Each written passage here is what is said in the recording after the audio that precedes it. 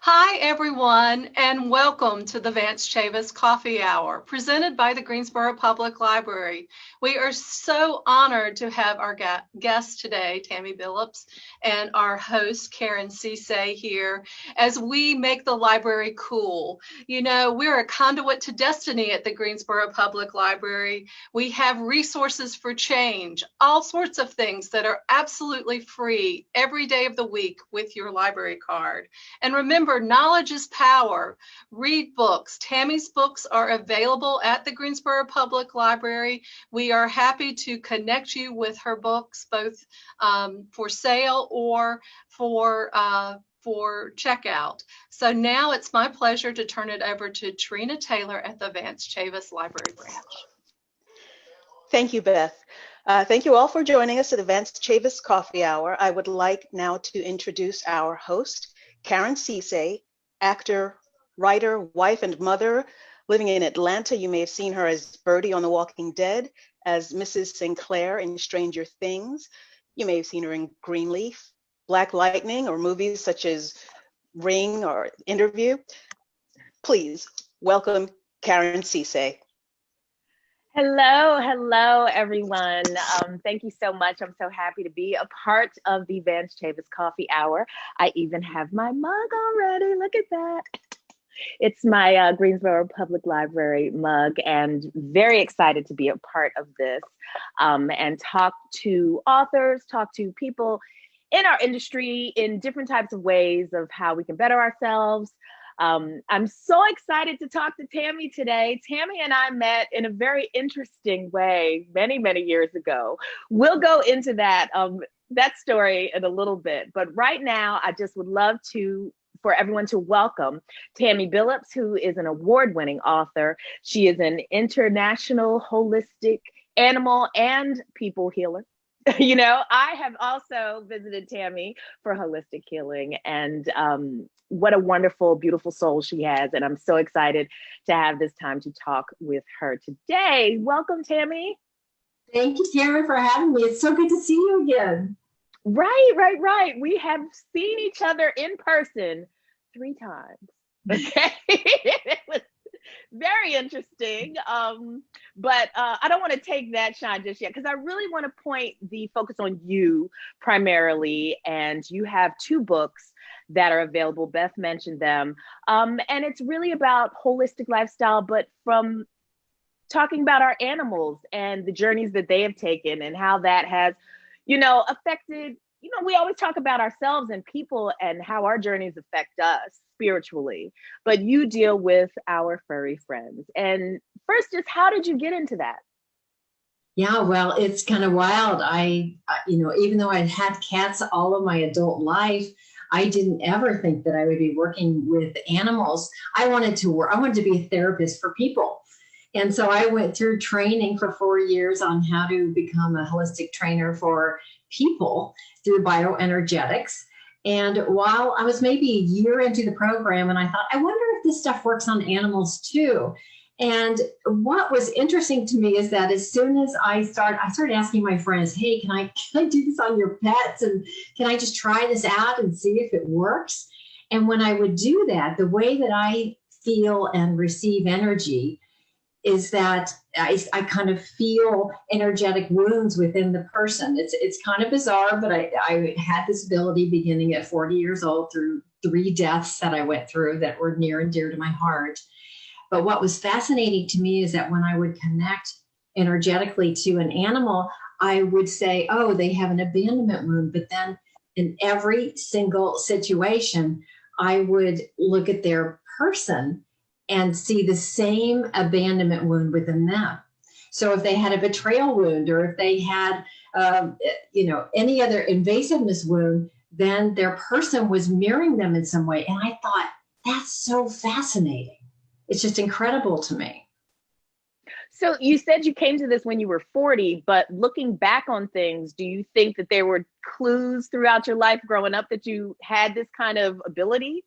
When I was really young, yes, very, very young. But then I just squashed it for a long time. Society, whatever, I did the career thing and got into corporate America.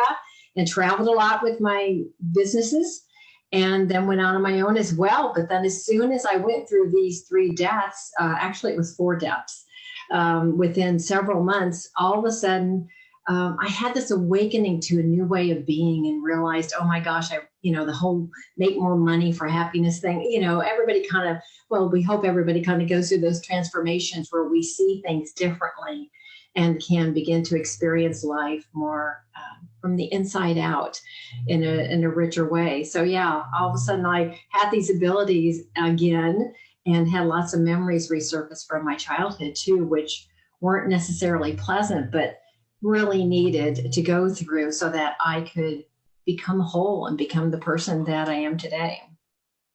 So within that journey, there's the interest where, oh, wow, this is kind of cool. Let me see what I can do. There's the training of, okay, how do I become a professional? And then there's the, okay, now I'm an expert on this. I'm going to write a book. I'm going to talk to people about this. How many years or how long did it take to go through those different stages? Yeah, possibly longer than most, but we're all on our own journeys here, no judgment on journey time.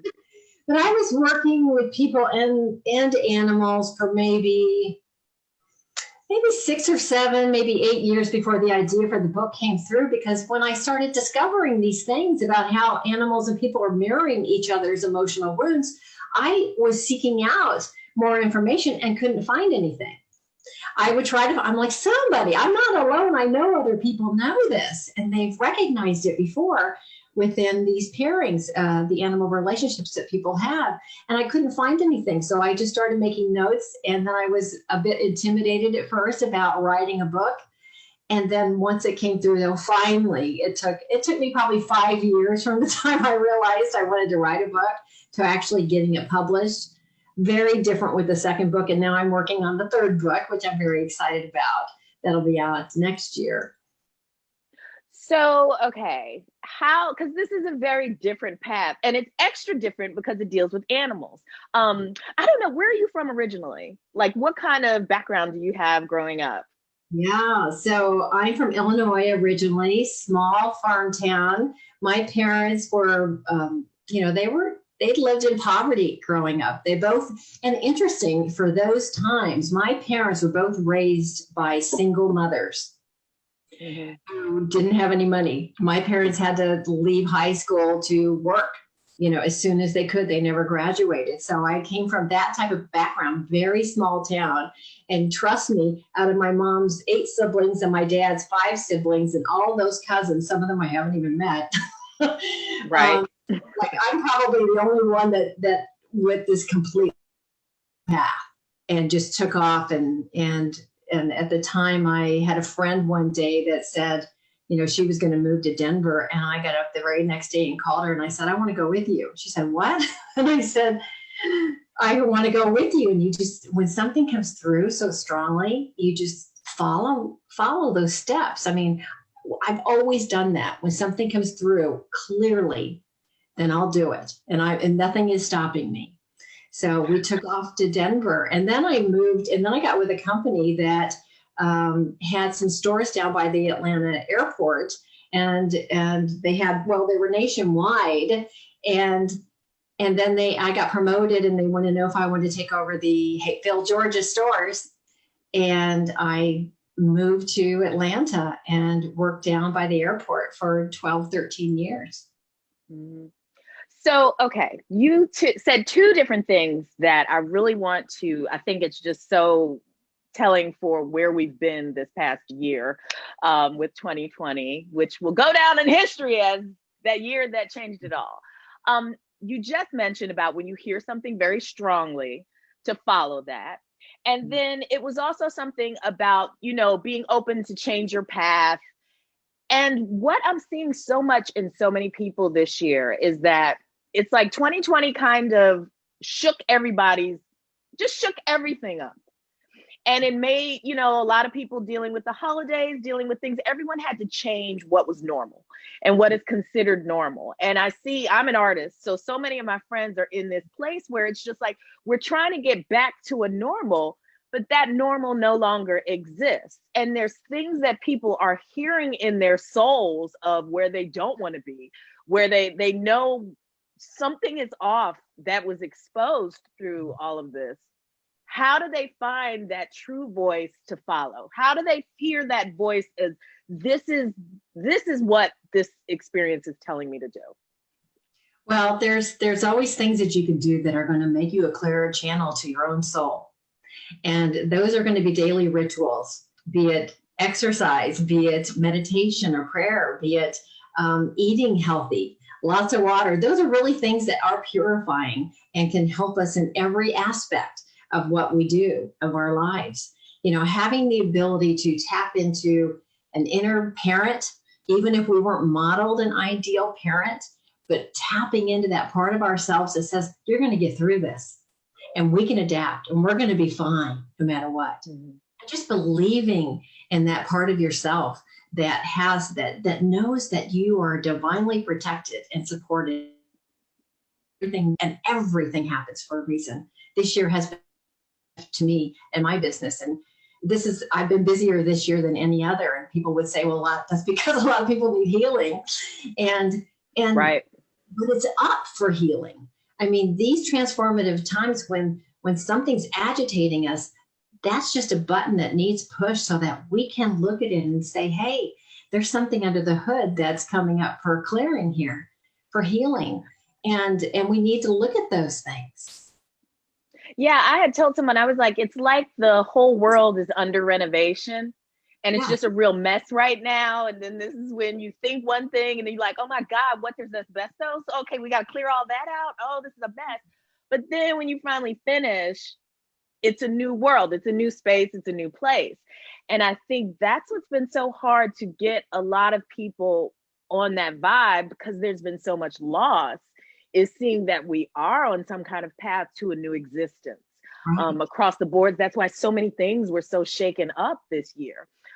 How has it affected how you deal with healing this year? Like, what were the things that you had to go, I need to do more of this, or I need to change how I'm affecting this because things are different now? Yeah, thank you. Good question. I mean, I literally, at the beginning of this year, I wanted to start a new direction. I wanted to be of service at a greater level than ever before. And that was before COVID even started, but I had a really strong intention.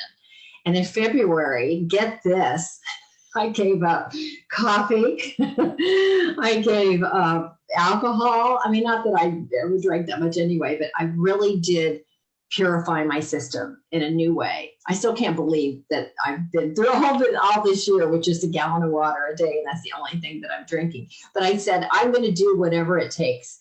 And then when COVID started, it's interesting because I didn't even have a Zoom account before. Last year I was in with a group of people, and then all of a sudden I started classes online in the last quarter of last year. So all of my classes it was like I was being prepared. I mean, that's what it feels like. Oh my gosh, all of a sudden now all of my classes are on Zoom. I had an office where sometimes people would come to in Atlanta, even though I do this remotely around the world now on Zoom, which is just incredible to me. But it's like I call this the Phoenix year. This is the year where we say, oh, can we get back to normal? No, we'll never get back there. We don't want to go back to work. We want to have to go through another shakeup like this. We're being, this is happening so that we can pivot and learn new things and learn new ways of being and be creative with how we can reach more people. So I have definitely said, Martin Luther King's, God use me. I mean, I say that every morning when I get out, use me, God on behalf of something bigger than myself. And I truly believe that I've had to put limits in with the amount of work I can do for the first time ever. And I've had to deal with some, I consider my business and my practice very bipartisan, and coming from a place of non-judgment for anyone that I'm speaking to. So if I can help whatever someone's triggered with on either side, whatever is up anywhere, then I want to be able to be that person to hold that space for them to heal anything they're ready to, so that they can transform. This is we're not ever going to be the same again, and it can be so much better. We've learned so much this year. It's kind of like when you first have a baby. I have one son who's a teenager now. And it's like, at first, there's like a couple weeks that you're like, when is your mom coming to get you? Like, it's like, this kid is still at my house. Like, what? And then you're trying to fit into the old clothes. And by the time I'm that size again, they're out of season. They're out of style. So it really is just finding, I mean, I hate, because the term has been so overused, the new normal. But I love you talking about, you saying God used me. Because I want to use that as a segue into how we met. And it was, I had a 2-year-old at the time, so I was in the middle of not having any clothes because I was a different size. But I had been called by a TV show to do one of those behind the scenes, what would you do? Things where something happened and they wanted to see what the general public would do with hidden camera. So I was in the thing where I was getting beat up by my boyfriend in the park. And for 6 hours, nobody stopped to help me. Like, I'm literally getting choked and all of this. It was all covered, and we had a police officer with us. So people were calling 911, but I was kind of part of the problem. And it was so affecting to me because even though I was an actor, they were rejecting me physically of help, until one person finally stopped, and it was Tammy. Tammy stopped and just looked at me and was just like, do you need help? Do you need this?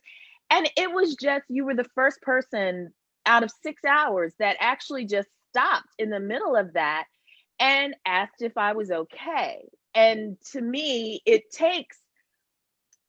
you're that person who's going, and you want to think that everybody likes to think that they're that person that stops, but you were the only person. And then we got to meet again because it got picked up for Oprah Winfrey. So we got to do the Oprah Winfrey show together. Woo-hoo! That was fun, where we got to sit at dinner and talk, and really I got to find out about you as a person. So, how was that experience? Let's just talk a little bit about that experience, because that changed some things for you as well. That was an incredible experience. And even hearing you talk about it still saddens me to this day. Oh, that no one stopped. And I had no idea some of the other people that had said, take it home. I was, it still just makes me ill to think of it. But I feel like that was just a divine meeting that we had. And getting, people all over the US at least, that were writing me and saying, my husband beat me until he watched the segment and he gets it now. And I mean, I would weep, when I would read some of these the emails and get some of the calls, because I thought, okay, so that's why it had to happen. And even if it's one person that gets it, great. That's why you had to endure what you did, which I can't imagine not personalizing after being in a role for that long. That's just amazing to me. But it was so much fun to get to meet you and spend some time with you and get to be on Oprah. Holy moly. I'm still no high point. Okay. High point of the career. And we didn't get an actual picture with her though, which I was very frustrated about. But in doing that, for the first thing, you had to step through your fear. And, because that's why a lot of people didn't stop, because you don't know what's going to happen if you do intervene. So let's talk a little bit about that moment where you had to step through your fear to intervene and try to help. Wow. So I'll never forget it, because it wasn't that far from the entrance of the trail. And I was there 5 days a week. That was my place where I went to walk 4 to 5 days a week. So you could hear Karen and I forget his name now, but Thomas. Thomas, yeah, Thomas Elliott. Yes, Thomas, yeah. We're friends too. I could hear them screaming before I could see them. And my heart just started pounding at the thought of, oh, no. What am I going to do? What am I going to do? And then as soon as I could see it happening, there was a part of me that just said, that was just scared out of her mind. But then this other part that just beeline over to Karen. And I do have in my past, it's actually not the first time I have intervened on a man beating a woman. And the first one was my sister being beat. And that's a little bit easier sometimes, because when it's somebody that you love, then it's like you just become this fearless person. And I got in between her and this 6'7" boyfriend and said, "You get your hands off my sister now." And I think that's just a point within me that when, whatever reason, everybody gets triggered by different things, but when there is a male that's beating a woman, that just gets me going. It's like, not on my watch. And so going over there, I can remember telling Thomas, "Why are you still here?" Asking him, "Why are you still here?" You were up in his face. You stopped and you got in between us and you were like, "I'm not going." I was like, right, But let's talk a little bit more about the fear, because this year has brought levels of fear to people, and people, again, that's a trigger. That's things people become very, cliquish. They become, that's why we're seeing so many of the politicization of COVID. We're seeing so many things because people just want to go back to what they know. They want to, and there is no what we know anymore. So we've got fear of dying and fear of people dying, fear of loss of benefits and ways of life. And people are, the fear of people are about to get evicted, and people, all of these different fears that are out of people's control.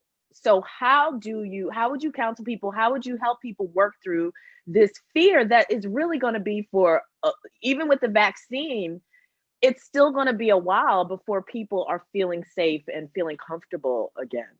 Yeah, but they're going to have to move out the fear in the way that's best for them. So sometimes that's exercise, and sometimes that is meditation. Sometimes that's working with someone to move it out as well and help them. But it's like you can parent yourself through that and tap into, everybody has this courageous part of themselves within. Everyone does. No one is born without that, not one. And so it's like believing that it's in there and being able to trust this process and trust that you're going to be fine. I mean, it's not easy when you're in the middle of a lot of stuff that's obviously happening. And if you're homeless, all of that, and you've got children to take care of, I can't imagine how difficult that is. And everyone has these very difficult experiences this year. But I would just say, as much as possible, begin to trust and ease into, move it out as you can through, like I said, punching bag, whatever that is, move it out, hug yourself, love yourself through that. Nurture yourself through the fear and tap the courageous part of yourself and let it come out more. It doesn't have to be out all the time. I say all the time, I do things every single day that I'm scared to do. And I'm not ever going to be fearless. So I grab fear by the hand and say, "Let's go anyway. Let's do this." And then I trust my instincts, because sometimes it's not smart to go in the middle of a fight, right? Sometimes it's not the best choice to get in the middle of somebody beating them and to just call 911 instead, And when Oprah said to me, "What if he'd had a gun?" or "How'd you know he didn't have a gun?" And I said, I trusted my instincts. I could do nothing more. I would hope that if it was a real situation and Thomas would have had a gun, that I wouldn't have done the same thing. Right. I just would, the more you can believe in that connection with yourself, the more you can trust that your instincts are accurate. Yeah. Well, another feeling that a lot of people are dealing with, and especially, again, I'm an artist, and I'll say as an actor, we're primarily extroverts and people. And so many people, especially coming into 10, 11 months of this, are really having a hard time dealing with isolation. And what are some of the things that you would say regarding how to counsel that? Because we're still in this moment of social distance, being apart. Coming out of the holidays has been hard for people. What do you say about that? Well, is this when I say that they should get more books at the library? Right. They definitely should out some of their favorite books that will take them to these other places. Yeah, I'm an introvert, so this has not been difficult for me. You know, I have a car that's almost 3 years old and has 11,000 miles or something on it. So, Right.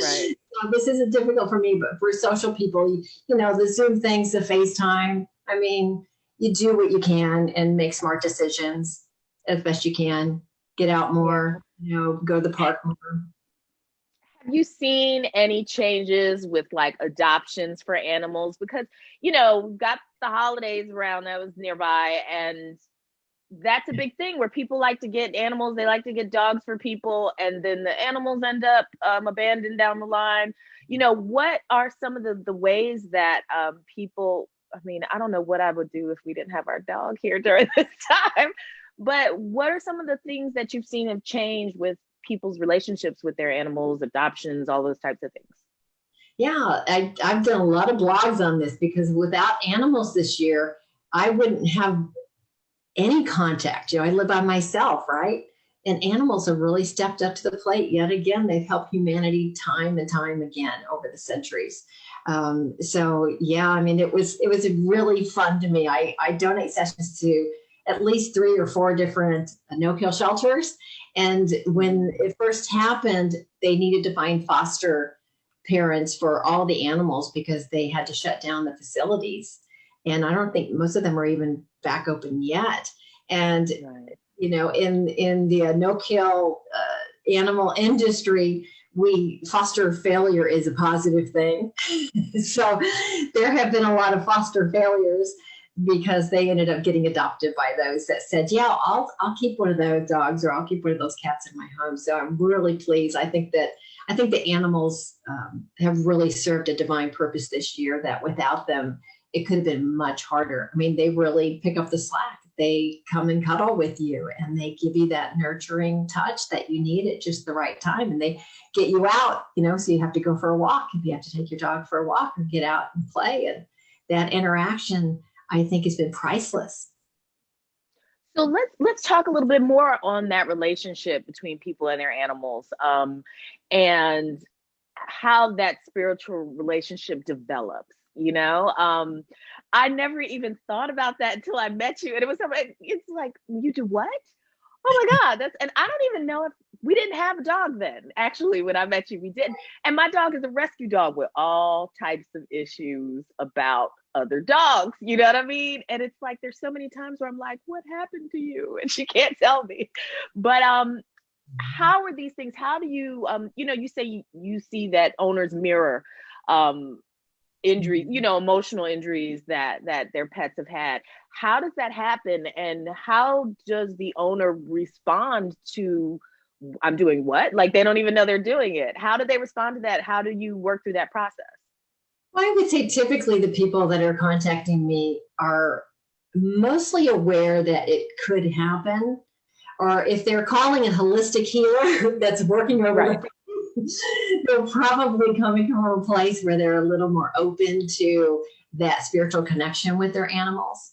But I would say that I write my books mainly for those people who get very emotionally close to their animals. And we're always magnetized towards people and animals that have gifts for us in any given moment.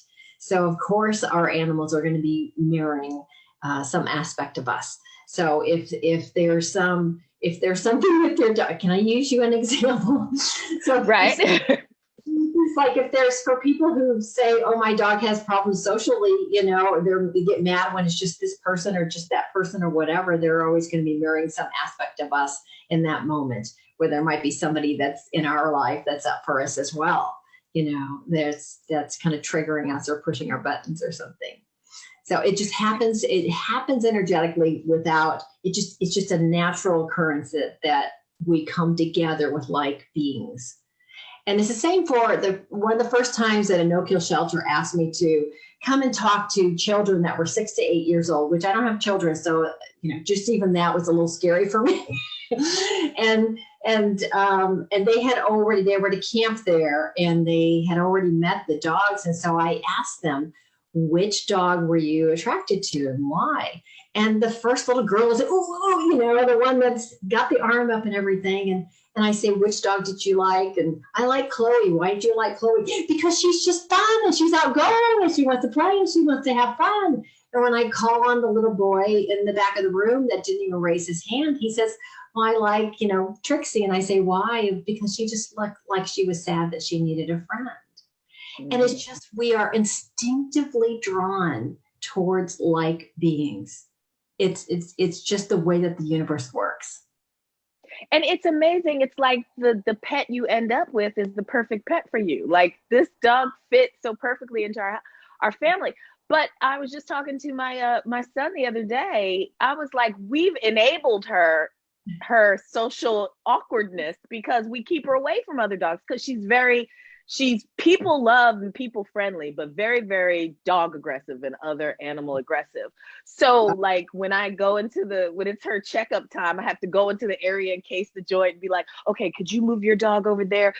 I've got a crazy dog coming through. She's a little hyper. I got it, and it's just, I am feeding into that anxiety and I need the healing, at this point.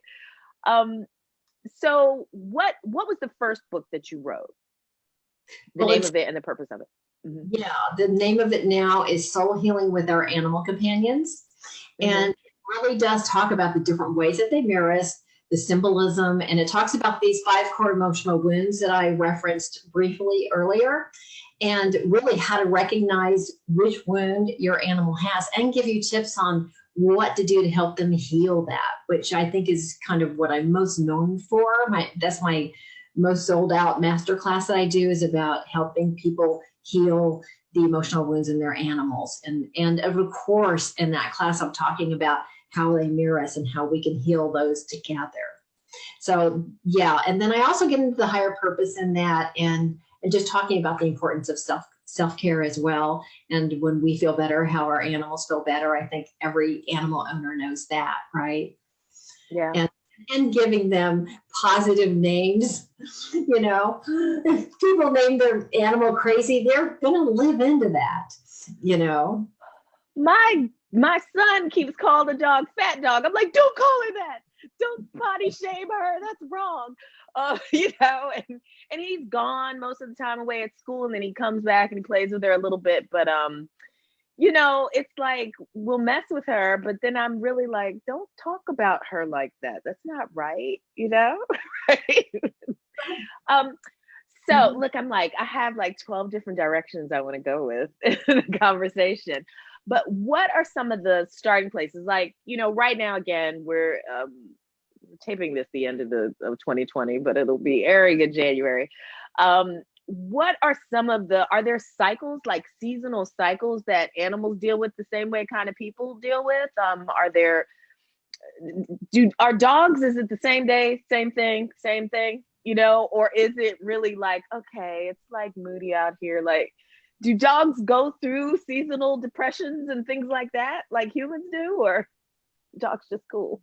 Go through so many. If they've chosen to live their life alongside of a human, they're going to be picking up and having mirroring, anything from physical stuff to emotional stuff. So do they, I get asked a lot, do they grieve, when there's like another dog or another person in the house has passed or something? Absolutely. And you need to honor their grieving process or grieve with them. But they will absolutely be feeling everything that's in the house. I don't know of anything that's more seasonal depression, but certainly if it makes sense that if they're not getting out as much or not getting enough vitamin D, the same thing can happen to them that it does to us, and that they're going to get depressed in some way until they get back more active again. So again, that's going to still be mirroring some aspect of us. What are some common themes that you see with people and their animals that they're completely unaware of, but afterwards they're like, oh my God, like it totally comes in clear? What are some of those things that you see? Well, the first thing that popped in my mind when you asked that was I get a lot of piddle in the house situations, or if it's a cat, it's piddling outside of the litter box, and those issues can bring up a lot of anger within the people in the house, and rightfully so. It's like, well, they went on my bed and on my $18,000 rug or whatever it is. It can bring up a lot of anger, and sometimes Well, the story that's coming to mind is there was one time a person called me because her mother had said, hey, call this woman. And I was her last ditch effort.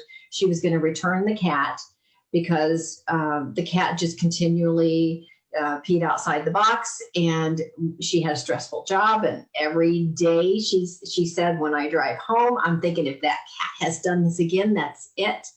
And when I got into conversation with her and the timing felt right, we went in that direction. And I said, is there any other aspect of your life where you have anger that you are not able to express? And then there was silence. And she said, well, my work. And I said, so is it you can't express yourself to your boss? She goes, I hate my boss. I can't see anything. I can't do anything about it. So all day long, she's clamping down on this anger, right? And then on the way home, who's going to get it? And if that cat does this one more time, blah, blah, blah, so out comes this anger. And the cat's saying, I'll take that role. I'll help her move her anger out at a soul level. Believe it or not, the animal is saying that. And from that day forward, from one session, that cat never did it again. And I said, can you move out your anger? Can you say, I'm so mad at my boss. So first thing I get home, I'm going to get on the treadmill. Or I'm going to scream on the way home I'm going up 400 or 85, or I forget where, I think it was 85. And just move that out so that the cat won't have to take on that role. And I know that seems like, wow, what? But it happens all the time. And sometimes it is just one session. And she goes, she still talks about it. She still reaches out to me and says, I still can't believe that happened. She said, but now I'm so much happier. And she ultimately ended up changing jobs and getting into something that she wanted, which would have been the animal soul purpose, is to help her get where she was happier. And she loves the cat, and those kind of things, when I started seeing that was even possible to happen, it just made me keep wanting to do this and keep wanting to share this knowledge so that it would be an easier situation in the house. Because sometimes people are just so angry at a certain behavior and they don't realize the dog or the cat or the horse or whatever is taking on this role to help them evolve. It's pretty incredible. Now, what are some of the things that you would encourage someone to seek you? Like, a lot of people don't even know that this exists. Yeah. And they might be are there hidden issues that they don't even know that it's an issue that, if you just book the session, we don't have to deal with that anymore, but what are some of these things? What can bring someone to you if they're out of this world and they don't know this world exists? Well, I'd say that if there's a behavioral or emotional issue with your animal, that you're finding that the medicine doesn't work and the change of the diet doesn't work, or if you're seeking to learn more about what they might be feeling emotionally or physically, those would be the options. And then if you are open enough to go and be courageous and say, I'm willing to go to those places within me that might be mirroring that, if it will help him and help me, then great. But if we start with helping the animal, I'm so okay with that, because I get to start where you are. Whatever you're ready for is those are the types of things. So if there's anything behaviorally, anything emotionally, those are the types of things that I can help your animal with. So you work with the animals online, and let's talk in a socially distant world. I'll use that because I've seen you for healing as well, in person. So how does it differentiate from an animal to a person? Because there was actually, I actually felt it, like I felt the healing, but what's the difference in going online versus being in person? It's really not. In fact, for the animals, I learned very early on that it's much more productive when I do it over the phone, because they aren't on guard of some new smell around them. And, when they're at the vet or there's somebody in the house, they don't completely relax into it. And I like to get to the emotional wounds behind the behaviors or behind the physical issues. And to be able to do that, it's much better if the being is very relaxed and even goes to sleep. And most of the time, people tell me that as soon as I connect formally to their animal, that the animal's just passed out. And I get these pictures all the time. Yeah, this is him, and he's like upside down, laying there, totally relaxed into it, because they get it. They understand this method of healing better than some of the man-made ones. Well, because they are still quite connected to the earth on a visceral level, whereas humans have added so many additional isms to the mix that we've like, what's the word I'm looking, we've made it out of our thought process, like things that don't make sense or things that don't fit into predisposed boxes or whatnot. We find a way to, dismiss, I guess that's the term I was saying. About what oh, go on. I'm sorry, say that again. More left brain, where the animals stay much more right brain, or I'm sorry, is it the opposite? Yeah. Whichever. I don't know. Look, I don't even know. I know I have books about it. Yeah, left brain is more analytical, right brain is more emotional. Yeah. And they stay more comfortable with that. Yeah. I honestly don't even know which side of my brain is more, like I'm completely analytical, but I'm an artist. So it's like everything is all creative, but it has to make sense in some way. I don't even understand that. But about what percentage of the work that you do is human and what's the animal? Because it seems like animal is your specialty, but it started off with humans. How many humans are you still working with? Oh, just as many. I invented a healing modality called tandem healings, where I connect formally to the person and their animal simultaneously. And I did hundreds of case studies. This has been many years ago. My second book, Animal Soul Contracts, has my favorite case studies in it, because I wanted to see if I connected formally to both the person and the animal at the same time, would they be able to heal faster together? And because a lot of times, the animal instantaneously feels better and the behavior is gone, but then they revert.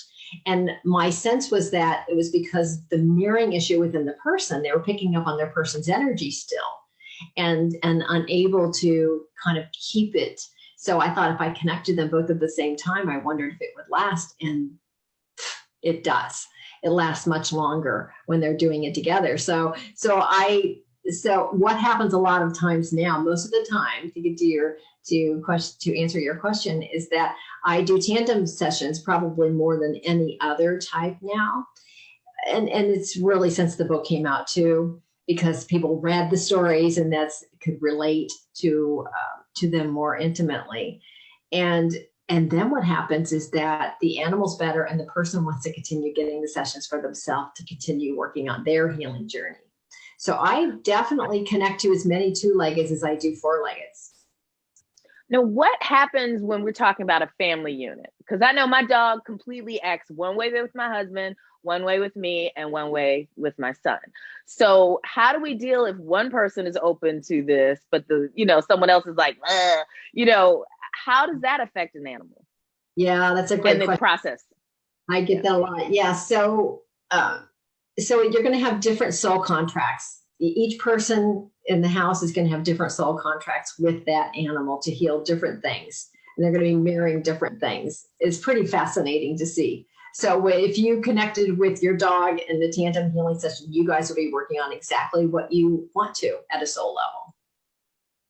It's so crazy because my dog does not listen to me at all, but she's like more emotionally connected to me. And she, if we're all in the house and I'm upstairs, she's upstairs with me. I was the first person when we first, she was a rescue and we got her for for Christmas. And I was the first person in the house that she connected with. She would take my clothes and, pull them into her, her little pillow area and everything, but she only listens to my husband. Like he's the authority, which I'm like, that's not right. Cause I'm a Leo. I'm always the authority here, but it's like I get to spoil her in a way that I can't spoil my son because he has to go off and live a real life, while she'll just be chilling on a pillow. But okay, so we've got probably about 10 minutes left. And I know we wanted to talk about some of your favorite books. I believe you have did you come up with a couple of books, your list of books that are your favorite? It's interesting because yesterday I was thinking, it came back into my memory that I actually did not read a book until I was in high school. Isn't that wild? Wow. I mean, Because my parents' background, books were never a part of their lives, and it was never in our house. There was never a value with the book, and I was a student in school. I was kind of an average student, and they had a class that said you could read the books, and I thought, well, I'll do that because I can surely ace that. And the very first book that I read was Grapes of Wrath, which I would not be able to successfully do a quiz on answering questions about Grapes of Wrath based on the details. But I know it was about social injustice, and I know how it made me feel. And once I read that book, that was it for me. All of a sudden, I've never been without books on the nightstand ever since then, more than anyone else in my family for sure. I've always had books, always constantly a learner. And so it's certainly in the last 20 years since my path changed, I have more spiritual books than anything else. So I believe, let me see, I believe you guys now, Brene Brown is one of my faves, right? Rising Strong, The Reckoning, The Rumble, The Revolution, great book. She's just a great writer and really gives very authentic, real stories and writing that people can relate to that will help them have an easier go on their way. Have you read anything by Brene? I have not. And I know she is the go-to right now that I'm on the Jay Shetty train right now. Like, I've been reading Think Like a Monk. I should be finished it by now, but I just read it in snippets. There we go. Think Like a Monk. I came on the Jay Shetty train kind of late. I think I saw him on the Today Show when he was promoting the book coming out. And that was, I guess, in the fall, like September or something. And, I was like, oh, okay. I had been walking, and that was my meditation in the morning, is my morning walk. And I was thinking about doing a podcast. So I was like, well, let me start listening to his podcast. And it's been my favorite, and I absolutely love him. And then two other people that have been on his show that I listen to, I put those books on my list to the family. But Evie Pomporis, Becoming Bulletproof, and what was it, Next 5 Moves by Patrick Bet David, I believe. It was just, it's been a part, when people ask me that, I'm like, ooh, I kind of didn't even read for years. Like, I wasn't reading at all. And I'm like, does Entertainment Weekly count? Like, that's all I'm reading.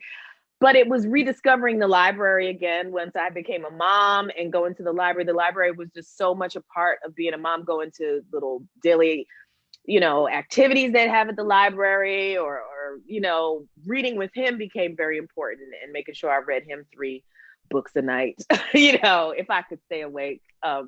But reading is just so essential. And what are some of the other things that you've read across your journey, in really anything that helped you along the way, that maybe an author that got you to write your book, like something that you were like, you know what, I'm gonna write this book? Oh, I never say I'm going to write this book. I always say I'm never going to write another one, and then the idea comes through, and then I'm excited about it again. Right. Now, Abraham and the Alchemist, these are fabulous books. Oh my gosh, and they are about the journey of to finding a new way of living. Like that year that I went through, beautifully written. Oh my gosh, both books are so well known. And then I have Elizabeth Gilbert, she's on my list. Of course, Eat, Pray, Love. Who doesn't love that? But she has Big Magic. And Big Magic is also about finding that creative part of yourself and allowing it to flow, and walking through the fear. She's great about talking about how to walk through your fear to reach your fullest potential for why your soul's really here, for sharing the gifts that only you have to share. I love that. Right. Yeah, that's definitely, I think, a theme for these times is, I mean, if the whole world shuts down and you're forced to sit at home and contemplate, you really need to figure out what are you doing here? What is your purpose? Are you living your most authentic life? Are you pursuing things that make you feel passionate, you know, and that is what I think for everyone, that has been the purpose. That's been the gift of this time, is the gift of time, and the gift of self-examination in a environment that you can't distract yourself. Like, you can't run off and distract yourself. Okay, with streaming, I've distracted myself for several hours with streaming and watching stuff, but there came a point where you had to really look at things, especially if your job changed, especially if you lost somebody in your life, especially if, you know, your finances have been completely shifted and you wonder, what am I doing all this work for? Why am I working all these hours? Why am I doing this? And I'm not happy.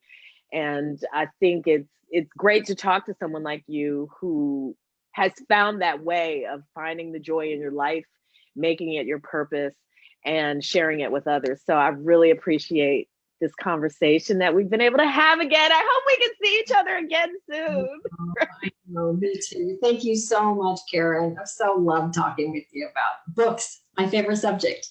It's been great. I welcome Trina and Beth back from Vance Chavis, who set all of this up. And I'm really happy that we were able to talk to you, talk about your books. I'm glad that the people in Greensboro know where they can find it. And you could also purchase the books too. But Beth or Trina, do you all have some parting words for us? I really, you know, Tammy, it really resonated what you were saying about like living in the moment. You know, our pets do that so often, and we don't. So, you know, I really, you know, I just appreciate everything you said, especially about, you know, working through you know, the fear of these times, and you know, kind of doing it in a wonderful way. And Karen, thank you so much, you know, for your wonderful and engaging questions. You know, really appreciate you being part of our series here at the Public Library. We really do believe we're a conduit to destiny, and that we are a pivot point within the community to connect people to people like you. Trina, you got anything, or saying hi?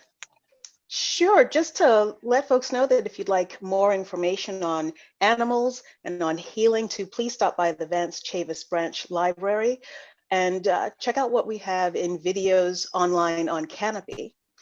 And I would like to take this opportunity to thank all of you for joining us for this Vance Chavis Coffee Hour with host, actress Karen Ceesay, and with our special guest, animal healer Tammy Billups. Thank you. Thank you.